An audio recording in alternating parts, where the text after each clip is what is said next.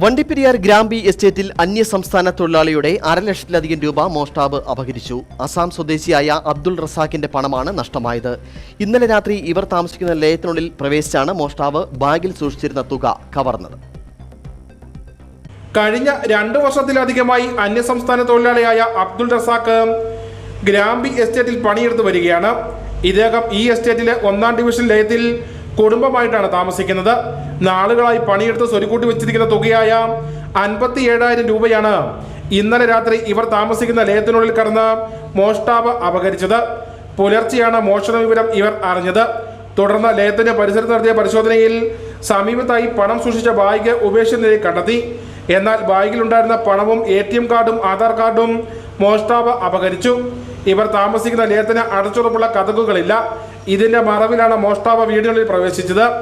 ഇത് സംബന്ധിച്ച് ഇവർ വണ്ടിപ്പെരിയാർ പോലീസിൽ പരാതിയും നൽകിയിട്ടുണ്ട്. News bureau, Peermade. ഇനി ലോ പ്രൈസിൽ ഹൈ റേഞ്ച് ഓണം. ഏറ്റവും പുതിയ കളക്ഷൻസ് ഏറ്റവും കുറഞ്ഞ വിലയിൽ ഹൈ റേഞ്ച് ഹോം അപ്ലയൻസസ്.